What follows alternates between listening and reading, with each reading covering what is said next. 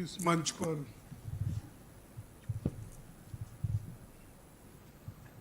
बैठे हुए मेरे सभी साथियों और मीडिया के मेरे दोस्तों, अभी मैं कुछ बातें आपसे कहने जा रहा हूं। खासकर प्रधानमंत्री जी ने एक नया सरकार के ओर से सर्कुलर निकाला है और उस सर्कुलर में उन्होंने ये कहा है कि इमरजेंसी के क्या है?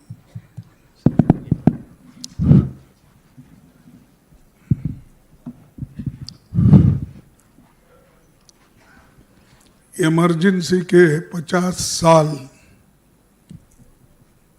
जो कंप्लीट हुए, तो उसके बारे में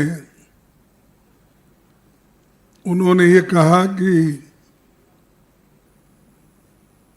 देश के संविधान को और लोकतंत्र को खत्म किया था, उसको हमने फिर बहाल करके इमरजेंसी को हमने खत्म किया और उसके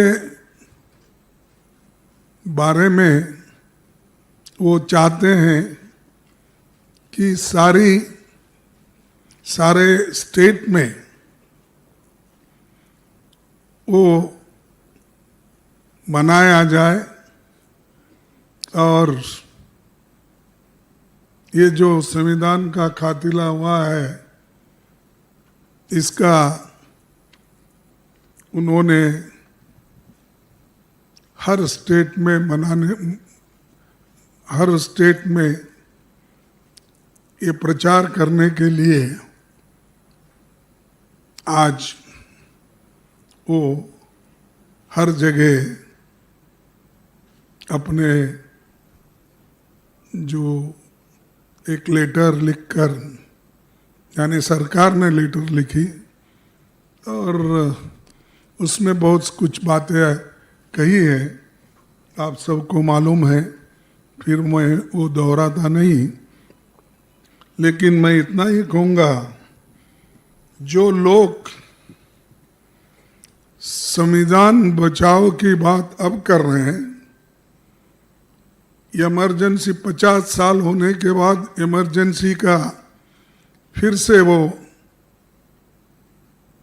बार बार दोहरा रहे हैं, जो चीज को सभी ने भूल दिया था और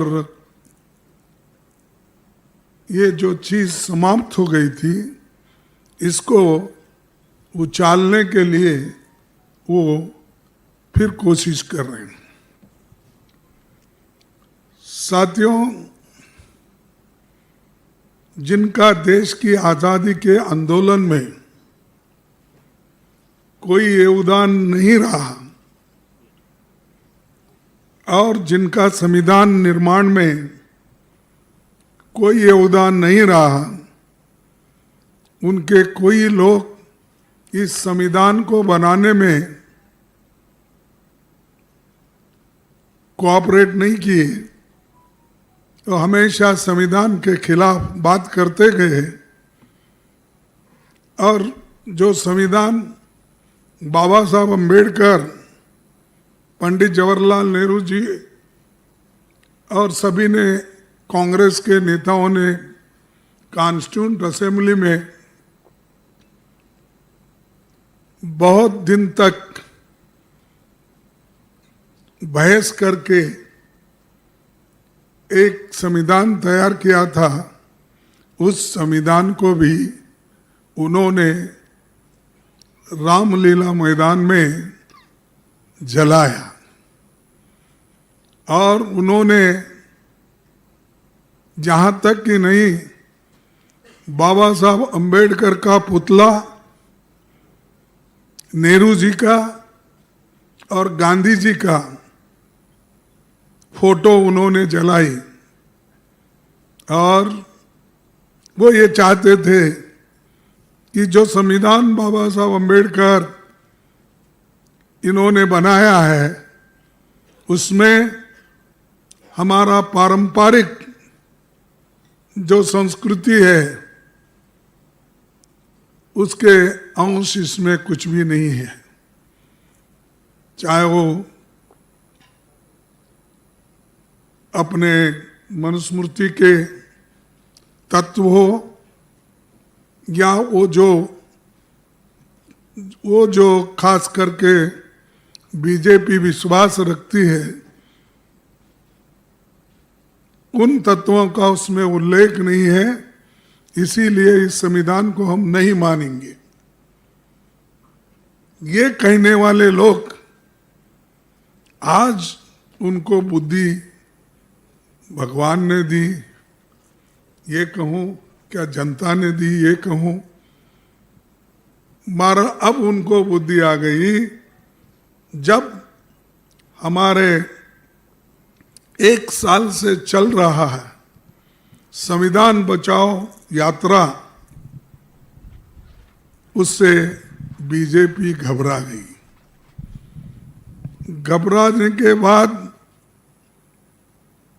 ये जो पूरे देश में चला था तो घबरा कर इन्होंने ये संविधान के खिलाफ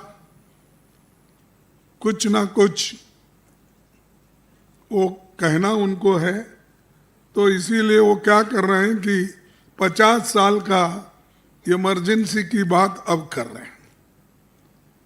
मैं कौन क्या कहा ये नहीं बोलना चाहता हूं, मैं सिर्फ इतना ही बोलना चाहता हूं, जो लोग अपने गवर्नेंस में नाकामयाब रहे, कुछ नहीं कर सके और उनकी विफलता इतनी है कि लोग आज इन्फ्लेशन के लिए पूछ रहे हैं कि भाई इतनी महंगाई बढ़ रही क्यों, उसका सवाल का उनके पास जवाब नहीं है, बेरोजगारी का नहीं है, भ्रष्टाचार का नहीं है, आर्थिक बदहाली जो हो गई, नोटबंदी जो हो गई, बाहर का काला धन लाने की जो बात हो गई, वो सब कहाँ है। और इनके जो फेल्यूअर्स है, झूठ जो बातें इन्होंने बार बार करते आए हैं, तो उस झूठ को छुपाने के लिए, अपने बातों को छुपाने के लिए वे आज ये नाटक रचे हैं। और उसी के साथ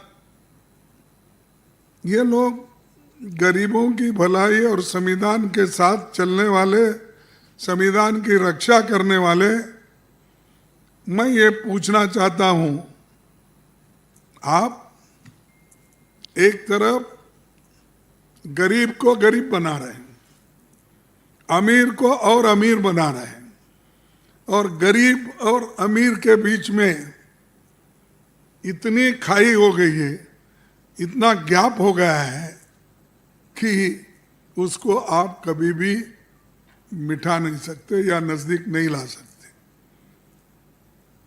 और चंद इने गिने लोग, 2-4 लोगों को ही आप अच्छे इंडस्ट्रियलिस्ट मानते हैं, उनको फेवर करते हैं। अरे हिंदुस्तान में तो इतने इंडस्ट्रियलिस्ट है, स्मॉल स्केल इंडस्ट्रीज है, बिग इंडस्ट्रीज है, और पब्लिक सेक्टर्स हैं, उनको छोड़ के आप सिर्फ एक दो लोगों के साथ दोस्ती करके अपने दोस्तों को पूरा देश का धन, कार्यक्रम, पब्लिक सेक्टर्स आप बेच रहे हो, दे रहे हो, ये कौन सी बात होगी? अरे इमरजेंसी तो अब आपने लाई है, ये अनडिक्लेयर्ड इमरजेंसी है। वो इमरजेंसी तो चले गई जो संविधान में बदलाव भी हो गया, और जब संविधान में बदलाव हो गया, जिसके लिए हम भी, इंदिरा गांधी जी ने खुद उस अमेंडमेंट को, मोरारजी का साथ दिया और वो बदल गया। अब नहीं है वो, फिर भी हर चीज को आप बोलने का एक रवैया है उनका, कि उनकी जो बातें हैं, जो फेल्यूअर्स है, उसको छुपाने के लिए अपनी कमजोरी लोगों को नहीं बताना, इस हिसाब से वो ये उठाते रहते हैं। और आज वो भी खास करके जब हम संविधान बचाओ का जो अपने राहुल गांधी जी ने यात्रा भी की और बहुत से जगह उन्होंने बात की, लेकिन उसको जो वो एक लोगों में जज्बा आया और जोश आया, उस जोश को ख़त्म करने के लिए आज मोदी साहब एक बहुत बड़ा ड्रामा कर रहे हैं। और उसके साथ ही साथ हमने ये भी मांग किया कि देश में जो बहुत जम्मू कश्मीर में जो बहुत बड़ा घटना हुआ पहलगांव में, हम स्पेशल सेशन के लिए मांग की, लेकिन उन्होंने कभी भी उसको मान्यता नहीं दी। हमने ये भी कहा कि ऑल पार्टी मीटिंग बुलाई है और आप भी आइए, वो भी उन्होंने नहीं किया। मीटिंग तुम कर लो, मैं बिहार में उधर छोटे मोटे राष्ट्र में जाकर उनकी तकलीफात सुनूंगा, कहकर आपने इलेक्शन प्रचार शुरू किए बिहार में, और यहाँ वो एब्सेंट रहे, एक बार नहीं दो बार। और ये असल देशभक्त हैं, देश के समस्याओं को छुड़ाने वाले। यही अगर मीटिंग्स में नहीं आते, हमारी बात नहीं सुनते, तो आप बोलिए इनको कितनी हमदर्दी देश के लिए और लोगों के लिए है, इससे जाहिर होता है। मणिपुर तो जल रहा है, और मणिपुर जब जल रहा है, वहां क्यों नहीं जा रहे आप? देश के अंदर इतनी बड़े संकट है, कॉन्स्टिट्यूशनल क्राइसिस है, और कॉन्स्टिट्यूशन के धज्जे उड़ाए जा रहे हैं, गवर्नर रूल लाए, सब चीजें तुम्हारे आंखों के सामने संविधान को धज्जे उड़ाने का, संविधान के खिलाफ काम करने का आप ही कर रहे हो। और आप आज तक सारे देश घूमे, विदेश घूमे, लेकिन आज तक मणिपुर को क्यों नहीं गए? क्या डर रहे हैं आपको? क्या वहां के सिटीजन्स नहीं है? तो ये मैं आपको बताना चाहता हूं कि मोदी साहब कहते एक हैं और करते एक हैं, इसीलिए ये सवाल उठते हैं। और बार बार मैं ये नहीं कहना चाहता हूं कि जो चीज़ अपोजिशन पार्टी के नेता लोग किए। राहुल जी खुद जम्मू कश्मीर गए, मणिपुर गए, हर जगह गए।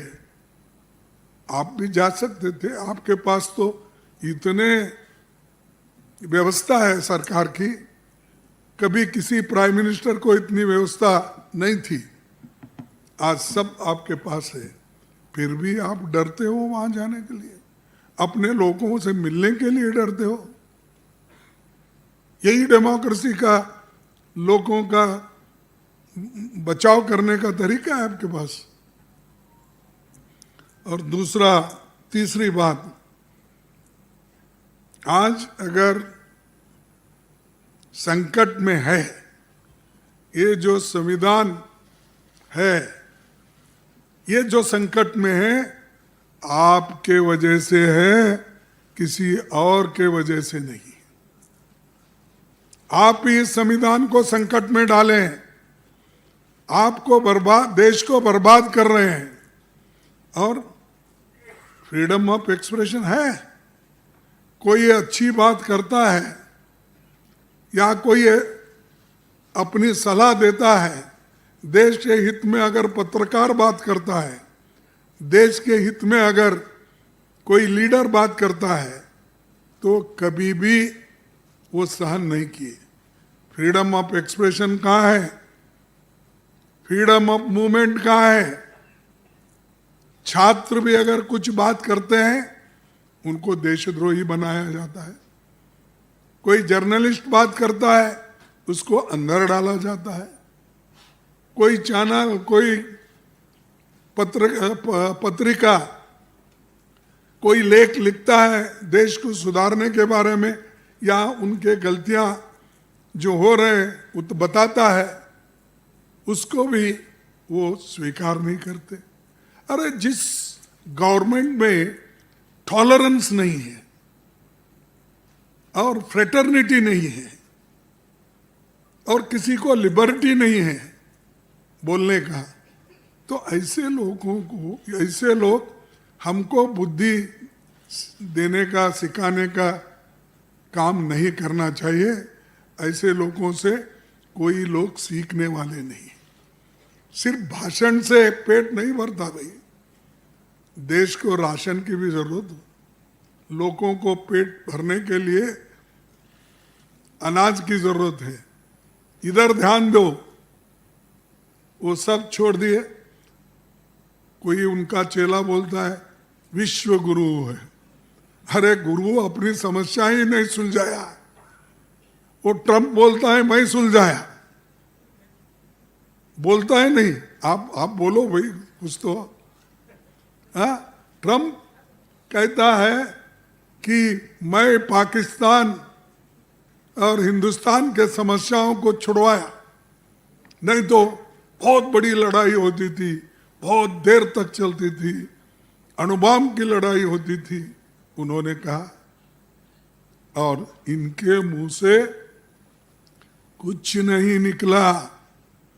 बैठे चुप बैठे, वो एक बार बोला, 2 बार बोला, 10 बार बोला, तो भी 15 बार बोला, तो भी इनके मुंह से नहीं निकला। अरे भाई आप क्या है, मैं खुद बातचीत करके मैं सुलझा लिया हूं, ऐसा आपने कहा नहीं। किसको, सबको डरते हो तुम, फिर विश्वगुरु बनना चाहते हैं। विश्वगुरु कहां बनते भाई, जब ट्रंप ही आपको डरा रहा है और आप उसके प्रचार को जाते इलेक्शन के लिए। ये किसी देश में हुआ है कि एक देश के प्रधानमंत्री, प्रेसिडेंट या प्रधानमंत्री के चुनाव में जाकर फिर एक बार ट्रंप अपनी बात बोलते हो, फिर एक बार मोदी, वो अलग बात है। लेकिन दूसरों के इलेक्शन में जाके, अमेरिका में जाके आप बोलते हो फिर एक बार ट्रंप। और ट्रंप ने क्या बोला, अरे भाई तुम दोनों का झगड़ा मैंने सुलझाया। तो ये इनके इतने अवगुण रहते हुए भी वो हीरो बनना चाहते हैं। तो इसलिए मैं ये कहूँगा कि संविधान को बचाने वाले सिर्फ इस देश के लोग हैं, कांग्रेस पार्टी है, और जो लोगों में विश्वास रखते हैं, संविधान में विश्वास रखते हैं, वो लोग हैं। ये लोग तो संविधान में विश्वास भी नहीं, संविधान के तहत चलना भी नहीं चाहते। आज चुप वो संविधान को जब जीत के आने के बाद वहाँ पर जाकर माथा टेका, वो एक ही काम उनका हुआ। उसके बाद कभी संविधान की बात और संविधान के तहत काम करने का काम उन्होंने नहीं किया। और कईयों पहले के जितने भी प्राइम मिनिस्टर्स हुए, उन्होंने अपनी बात पत्रकारों के सामने रखते थे और बोलते थे, प्रश्न उत्तर भी चलता था, लेकिन ये महाशय सेलेक्टेड लोगों को अंदर बुला के सेलेक्टेड क्वेश्चंस पहले ही देके और एक एक आदमी को बुला के तुम यही बोलते जाओ, मैं यही कहूँगा। ये इनका डेमोक्रेसी में ट्रांसपेरेंसी है कहने का। तो ये मैं कहना चाहता हूँ, अरे भाई देश के लिए मुंह तो खोलो और सही सही क्या हुआ बताओ, और क्या बातचीत चल रही बताइए। वो सब चीजें वो छोड़ दिए। न्यायपालिका पर दबाव है, दलितों को इतना कमजोर किया गया, उनके बच्चों को स्कॉलरशिप नहीं मिल रहा टाइम पे। अरे एक तो संविधान जिसने बनाया बाबा साहब अम्बेडकर ने, वो कहते हैं कि एजुकेट, ऑर्गेनाइज एंड एजिटेट, 3 बात करते हैं। तो इसीलिए मैं एक चाहता हूँ, एजुकेशन पे ध्यान दो, हेल्थ इश्यूज पे ध्यान दो। लोगों को, बच्चों को प्रोटीन नहीं है, उनके खाने के लिए अच्छे खाने का व्यवस्था करो। ये सब छोड़ के भाइयों और बहनों हर जगह बोलते जा रहे हो। और अब इलेक्शन है, इलेक्शन अभी आगे है, लेकिन इनकी तैयारी बिहार में उधर इधर ये कम से कम अब 4 महीने से शुरू हो गया। तो ये अपने देश के लिए ये काम करते हैं ऐसा, और ऊपर से बोलते हैं हम पैट्रियट है, हम जो भी बताएंगे वो हम देशद्रोही, और वो जो बताते हैं देश प्रेमी। अरे भाई देश प्रेम अगर रहता तुम्हारे पास, जाओ। बहुत से जगह लोग मर रहे हैं, जल रहा है मणिपुर, उधर जाइए, लेकिन उधर जाना नहीं चाहते हैं, और दूसरी तरफ ने अपने चुनाव की तैयारी करते फिर रहे हैं। ये इलेक्शन मैं जीत रहा हूं बोल रहे। राहुल गांधी जी ने तो ये पूरे आंकड़ों के साथ कहा, और दूसरे लोग भी आंकड़ों के साथ बोल रहे हैं, फिर भी उस बात को इलेक्शन कमीशन मानने के लिए तैयार नहीं। वो इलेक्शन कमीशन एक कठपुतली हो गई। जो वो कैसा वो रहते हमारे तरफ, ये केरला और कर्नाटक में ये धागे का एक बनाकर पुतली ऐसा फिराते, उसमें लड़ाते, राम रावण वो ये सब बना के ये करते हैं, वो कठपुतली है। उस कठपुतली को तुमने पकड़ लिया है और मैं इलेक्शन जीत रहा हूं। ठीक है भाई, तुम इलेक्शन तुम नहीं जीत रहे हो, तुम्हारा मशीन जीत रहा है। तुम्हारा जहां छोड़ना तुमको मालूम है वहां छोड़ देते हो, जहां पकड़ना वहां पकड़ लेते हो। और हमको ही बोलते हैं तुम वहां जीते केरला में, क्या हुआ? अरे आप लोग, आपको मालूम है जो इलेक्शन हमने महाराष्ट्र में 5 महीने पहले जीता, उसी का क्षेत्र में अगर सब मिलके 70-75 लाख का डिफरेंस होता है, यह अजब की बात है। अब आप देखिए 5 साल में जब वोटर लिस्ट बढ़ती है तो 2% 3% बढ़ते हैं votes, not more than that. ये 5 महीने में 8%, 9%, हाँ 8% कैसा बढ़ते हैं? मैं तो नहीं देखा, मैं तो 13 इलेक्शन लड़ा हूं और 13 इलेक्शन लड़वाया हूं। कई बाई इलेक्शंस मेरे पास स्टीफन साहब आए, गुलबर्गे से कंटेस्ट करे, क्योंकि वो जब यहाँ वाजपेयी साहब से हारे 2000 वोटों से दिल्ली से, तो वो मैडम गांधी ने उनको मेरे कॉन्स्टिट्यूंसी को भेजा, गुलबर्गे को। वहाँ से हम उनको जिताए। और ऐसे बहुत से नेता लोग, और वो कॉन्स्टिट्यूंसी अब 18 चुनाव हो गए ना, 18 इलेक्शंस। 18 इलेक्शन में मैं एक ही उदाहरण देता हूं कि 18 इलेक्शन में सिर्फ 2 बार वो गुलबर्गा हारा है, लेकिन एक बार ऐसा है कि सभी असेंबली सेगमेंट में 20,000 कैसे आता है? ठीक है, वो छोड़ देता हूं मैं, अब इसकी बात कर रहा हूं मैं, इसीलिए ज़्यादा वो बातों के लिए मैं नहीं जाता। तो हमने जो चुनाव आयोग भी इधर नहीं देख रहा है और सुन रहा भी नहीं, और वोटर लिस्ट भी नहीं दे रहा, ये इधर वो भी आप कंट्रोल करे हैं। और दूसरी तरफ जो आदमी आपकी बात सुनता है या जो आदमी मेरिट वाला है, उसको भी आप अपने डेमोक्रेसी में जगह नहीं देते हैं। और अच्छे अच्छे जगहों पे सिर्फ आरएसएस और उनको चाहने वाले लोगों को बिठाते हैं। कहाँ दूसरों को जगह है? कहीं भी नहीं है। और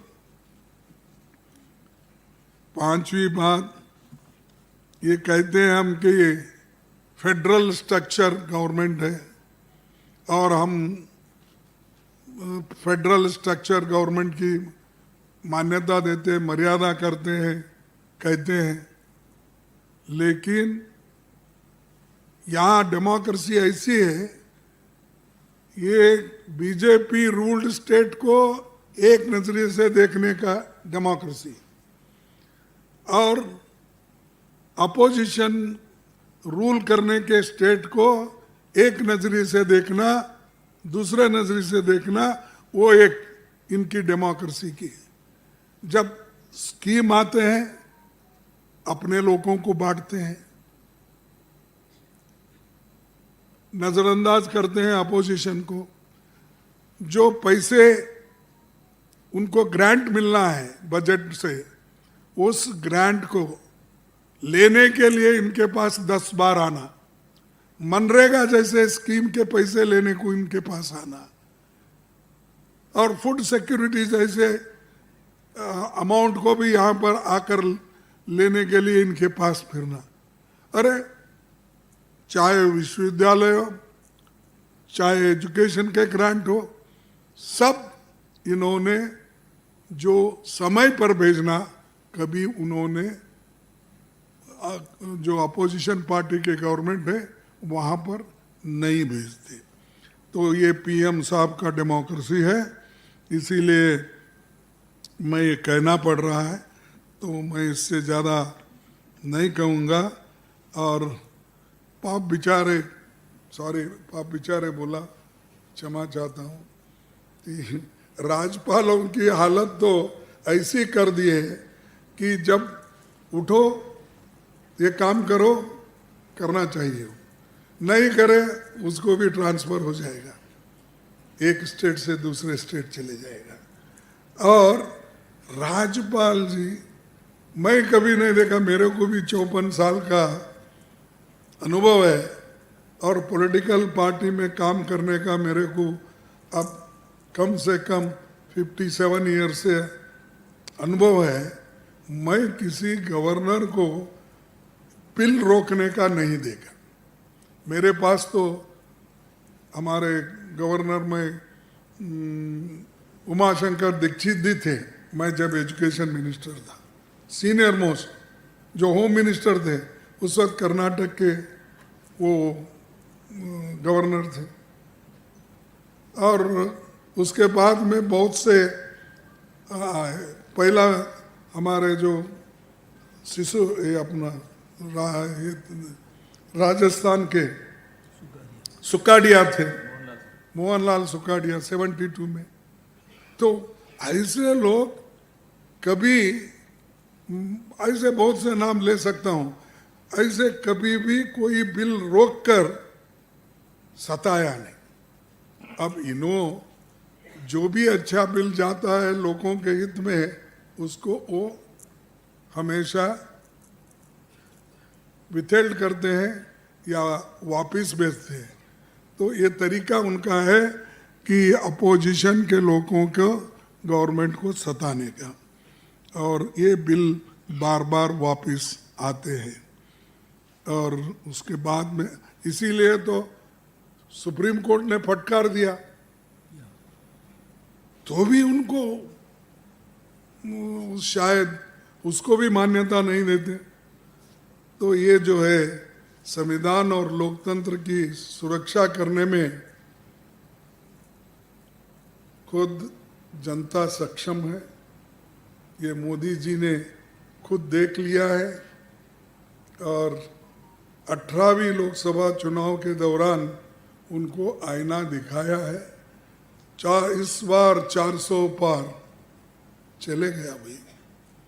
अब मैं तो पहले से बोलता हूँ आपको, 2 पैर दूसरों को लगा चल रहे हैं, आप दौड़ रहे हैं की कोशिश करते, लेकिन 2 नकली पैर लगा लेने से दौड़ता नहीं आदमी, बड़ा मुश्किल होता है, वो तो कर नहीं सकते आप। इसीलिए हमको सता रहे। और आखिरी बात, हम देश की सुरक्षा के लिए, देश की एकता के लिए और देश को मजबूत रखने के लिए हम सभी एक होकर सरकार का साथ दिए। कोई चींगू नहीं बोला क्योंकि देश का मामला है। लेकिन आप क्या कर रहे हैं, इसका फायदा उठाकर चुनाव में जाते हैं, वहां पर हमारे खिलाफ बात करते हैं। ये जो रवैया है ये इससे देश को बर्बाद करने का आपका तरीका है। जो लोग आपके साथ है, देश के साथ है, हमारे आर्मी के साथ है, और आर्मी के साथ रहने के वजह से उनको भी एक ताकत मिलती है। भी सब डेमोक्रेसी में सभी पार्टी के लोग मिल के हमको सपोर्ट कर रहे हैं, तो वो तो कर रहे हैं, लेकिन उनको हिम्मत देने के बजाय ये अपनी ही बात करते हैं और वो अपनी छवि कैसा बनाना इधर ज़्यादा देखते हैं। तो इसीलिए मैं और कुछ नहीं इस बात नहीं करना चाहता। बहुत से बातें मैं आपके सामने रखा, इसलिए आप सभी को धन्यवाद। ध्यान से सुने और इससे आपको और एक बार मैं धन्यवाद देता हूँ। धन्यवाद खड़गे साहब। प्रेस वार्ता को आगे बढ़ाते हुए कुछ सवाल और उसके बाद महासचिव संगठन एक वक्तव्य रखेंगे और उसके बाद एक लंच का भी आयोजन किया गया है। तो पहला सवाल ANI। माइक दीजिए। लंच हमारे को भी है। जी सर, आप चीफ गेस्ट हैं सर। क्योंकि हमारे घर में कोई नहीं है इसलिए पूछ रहा है। Excuse me. Pavanji this side. I'll ask from PTI. Kharge जी इधर on your right. हाँ बोलिए सर। खरगे जी आपने कहा कि गवर्नमेंट इमरजेंसी को लेके बीजेपी टाउट कर रही है और आपके खिलाफ अभी तक चल रही है। 50 साल पहले जो बात हुई थी और आज की डेट में अघोषित इमरजेंसी चल रही है, आपने ये कहा। लेकिन गवर्नमेंट अब इसको और आगे ले जाना चाहती है कि अगले 1 साल तक इमरजेंसी को लोगों को मतलब ग्राउंड तक ले जाने के लिए कि कांग्रेस ने क्या किया, 50 साल पहले क्या हुआ, तो आप उसको काउंटर करने के लिए कोई ऐसा मेजर चलाएंगे या नहीं चलाएंगे? आपने कहा कि एक संविधान बचाओ रैलीज तो चल ही रही हैं, बट इसके अलावा देखिए, हमने जो संविधान बचाने की बात हम खुद किए, जय बापू, जय संविधान, जय भीम, ये नारा लगा के जब हमने रास्ते पे उतरे, घबरा कर उसके काउंटर में वो उतरे, फिर मैं क्या काउंटर करूं उसका?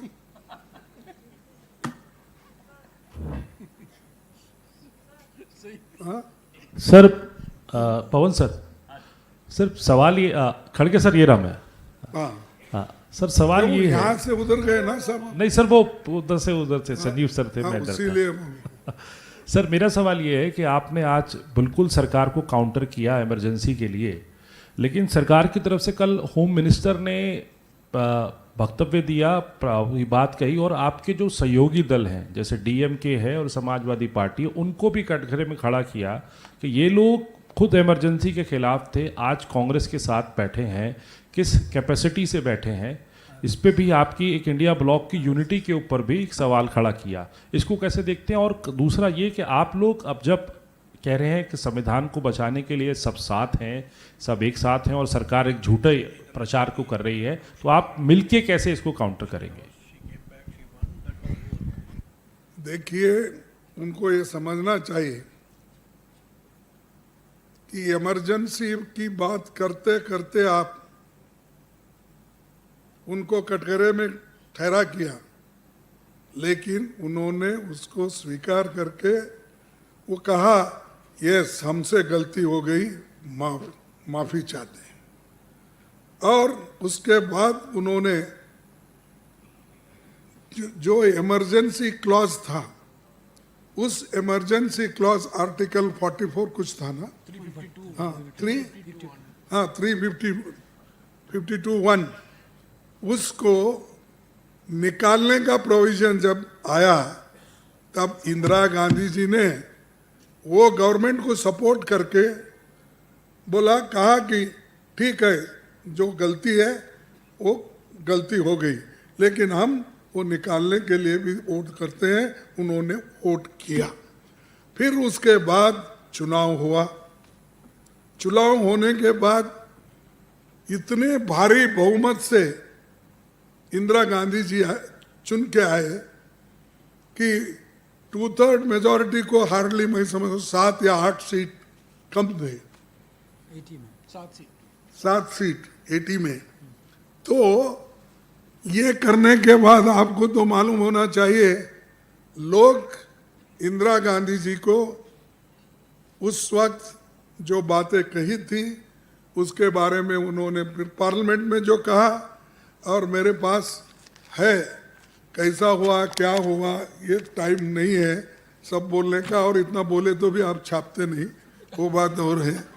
तो इसीलिए मैं कहता हूँ कि ये होने के बाद भी लोगों ने माफ कर दिया, और लोगों ने समझा जो गलती हो गई वो महसूस होने के बाद फिर वो बात को नहीं छेड़ना चाहिए। तो इसीलिए नियरली 2/3 मेजॉरिटी तक हमने जीता। मैं उसका जीता जागता सबूत हूँ।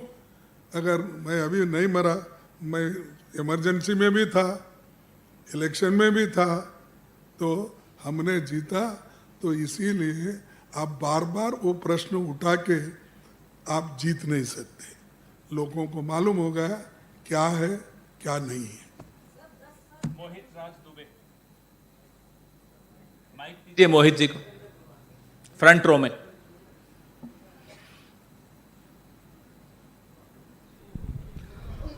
खड़गे साहब नमस्कार। सामने आपके मेरा सवाल ये है कि देखिए, आपातकाल को लेके बीजेपी मुद्दा बनाती रही है। 50 सालों के दौरान ऐसा पहली बार हुआ है कि कांग्रेस का कोई अध्यक्ष आके प्रेस कॉन्फ्रेंस कर रहा हो। और आपातकाल पे तो आपने बात की ही की, जवाब दिया, लेकिन सवाल आपने चुनाव आयोग को लेकर उठाया और सीधे तौर पर एक बार फिर से निशाना आपने साधा कि चुनाव आयोग मौजूदा वक्त की सरकार की कठपुतली हो गई है।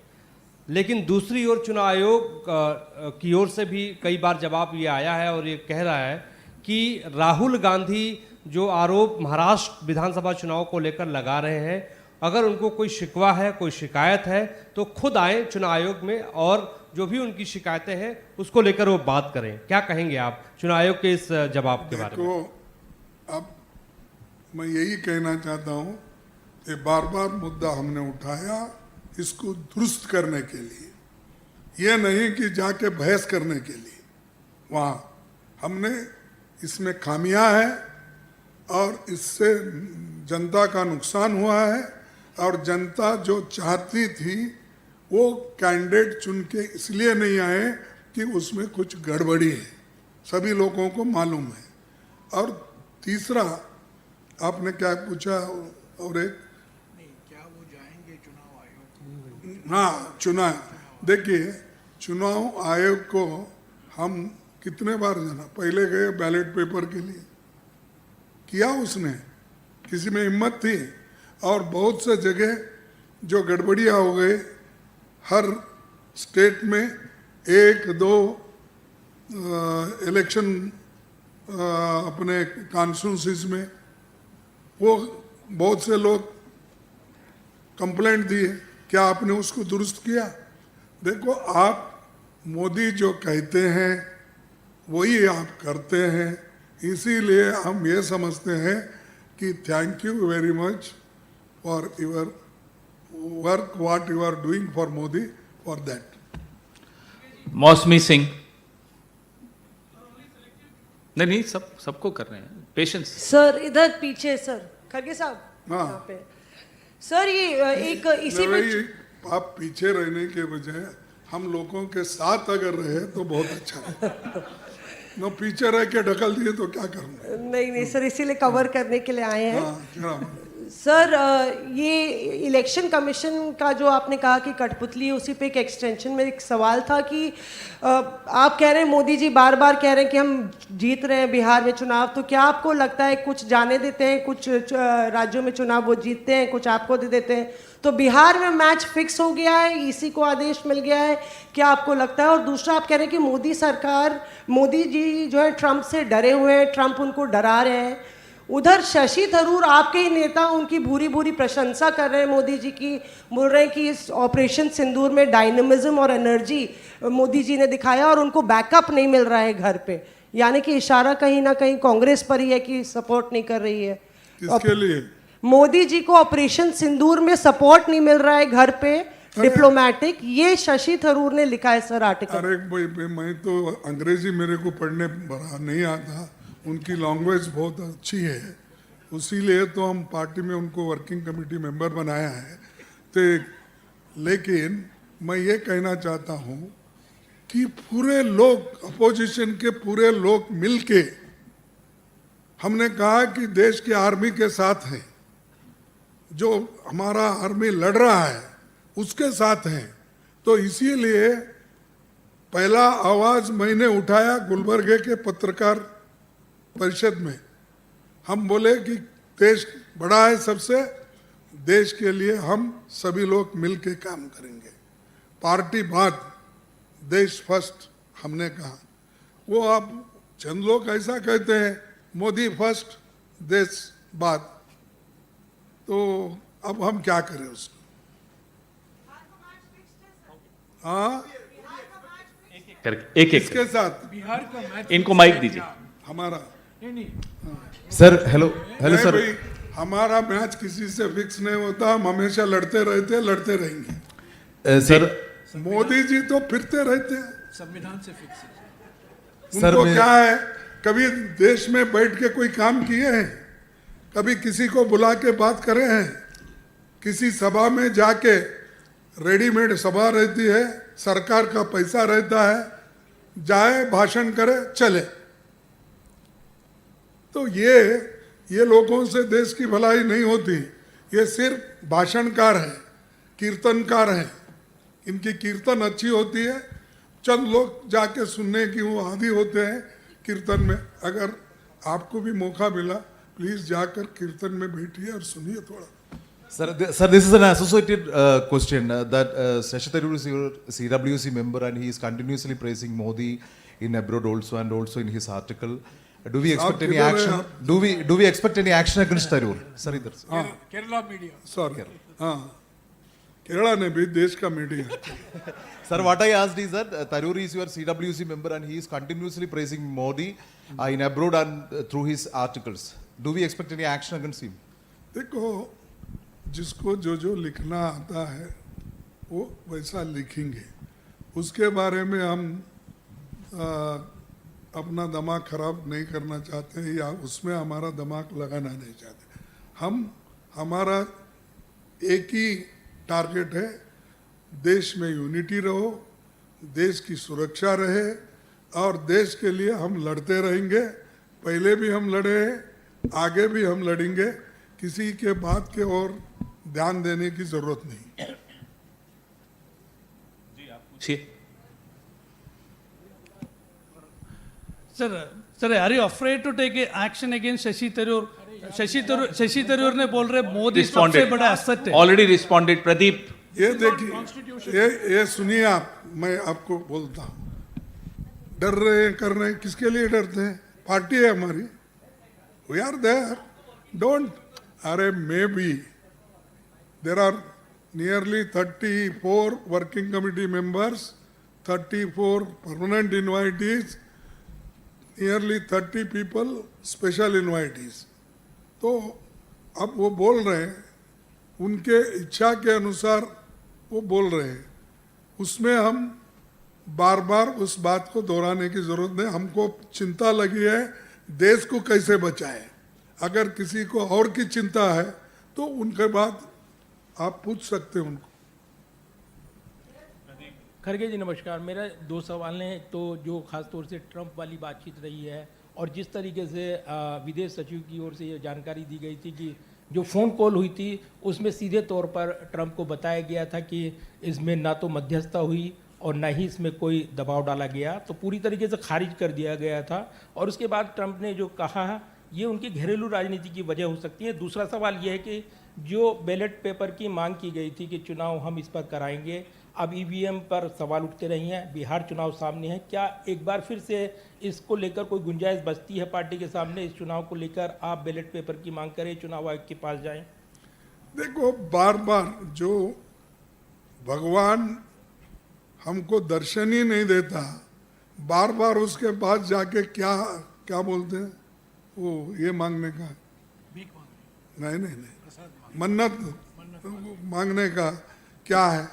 जब रिजल्ट ही कुछ नहीं आता तब वो कोई फायदा नहीं है।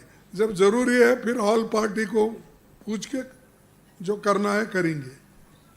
खड़गे साहब, क्योंकि आपने चुनाव आयोग पर ट्रंप वाला बोल दिया ना भाई। ट्रंप, आप बेचारे ट्रंप के पास सामने इन्होंने झुक गए हैं।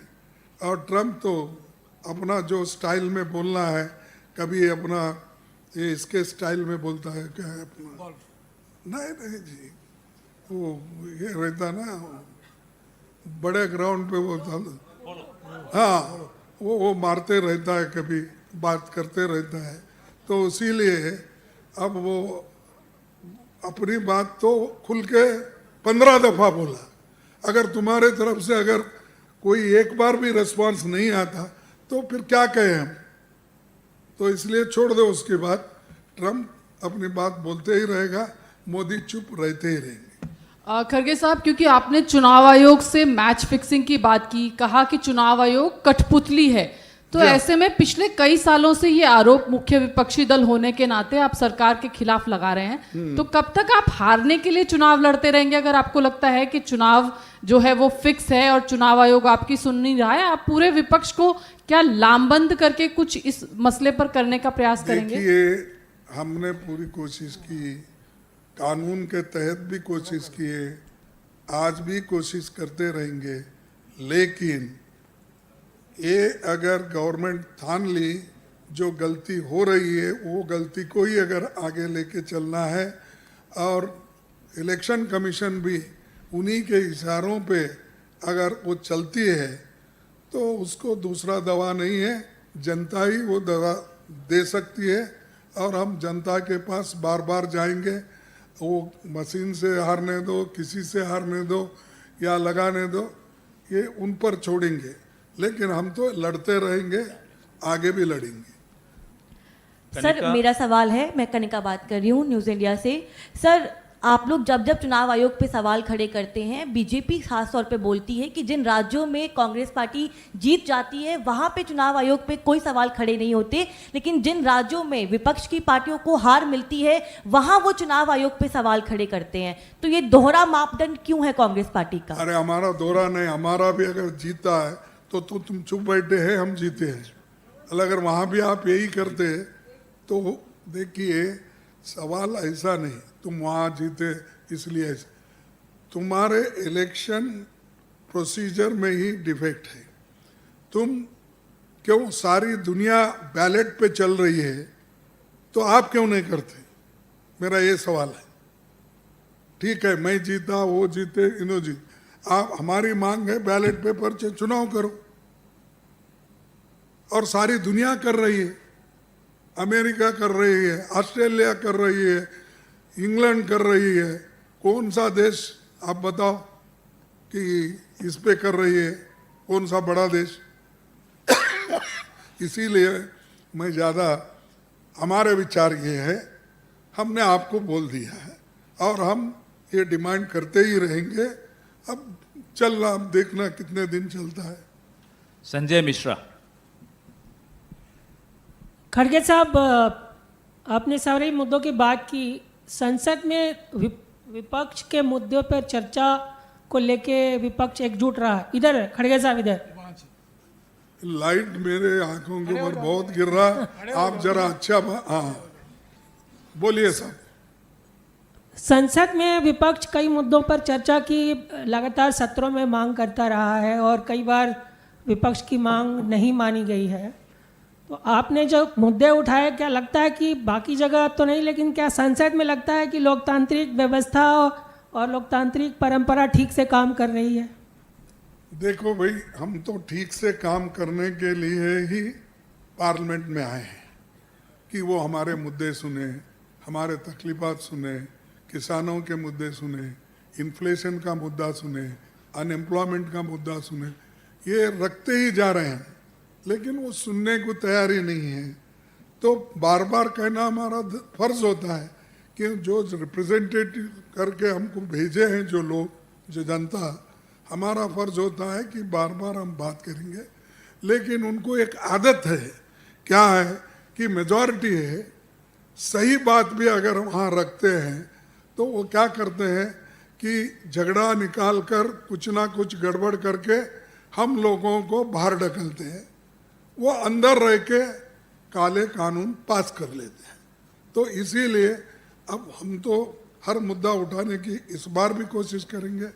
हम एक स्पेशल मीटिंग बुला रहे हैं हमारे सीपीपी लीडर के नेतृत्व में, वो हमारे मुद्दे हम जब उठाएंगे तो आपको मालूम होगा। नियामिका। सर आज एक देवेगौड़ा जी, सर इधर सामने, सर इधर। सर आज देवेगौड़ा जी की एक बुक भी लॉन्च हो रही है इमरजेंसी डायरीज के नाम से, जिसमें नरेंद्र मोदी जी के बारे में भी ये मेंशन किया गया है कि इमरजेंसी के टाइम पे जब वो एक यंग आरएसएस प्रचारक थे, कैसे उन्होंने ये लड़ाई लड़ी है संविधान को बचाने की, डेमोक्रेसी को बचाने की। इस पर आपका क्या टेक है, क्योंकि उन्होंने इस चीज़ को ट्वीट देवेगौड़ा लिखे। अरे उन्होंने खुद ही पाप इतने परेशान थे, उनको अरेस्ट नहीं कर रहे थे।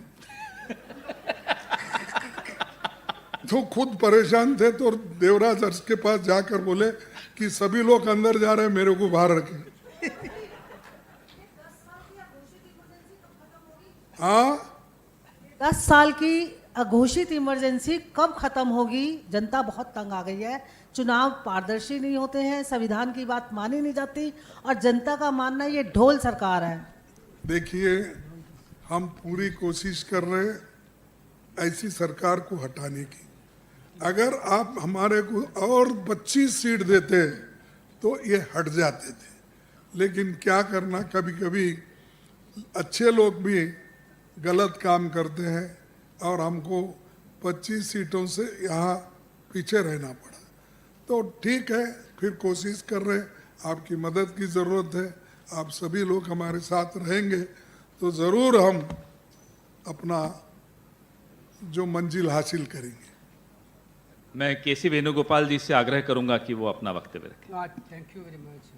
Honorable Congress President has already given a detailed answer to the BJP and Narendra Modi people. The remembrance of 1975 emergency, nothing but reflection of their own guilty. India has been witnessing past 11 years undeclared emergency. That's what the Honorable Congress President told. It is the clear reflection of their own guilty conscience. Now they are trying to have a remembrance of 1975 emergency. Congress party last 4 months continuously doing extensive campaign on Samvidhan Bachao. Out of all the state unit of Congress party, PCC, all the PCC have been successfully completed state level rally. Lakhs of people participate in the state level rally. Honorable Congress President and Rahul Gandhi themselves participated in some of the rallies. 628 districts, you can imagine, see, 628 districts in all our country, we had done successful Samvidhan Bachao rally. Other 300 district program was on pipeline. The next level of Samvidhan Bachao rally is constituency level. More than 10,000 places. Constituency level Samvidhan Bachao rally is going to be happen in coming 2 months. So what Honorable Congress President rightly pointed out, this is clearly actually BJP is doing this type of drama only because of our Samvidhan Bachao rally. Only because of their guilty conscience. We will continue to raise the issue of constitution. We will continue to raise the issue of attack on constitution. Everywhere, every places attack on constitution is happening by this government. We will continue it. Thank you. और एक हो गया? नहीं, sorry,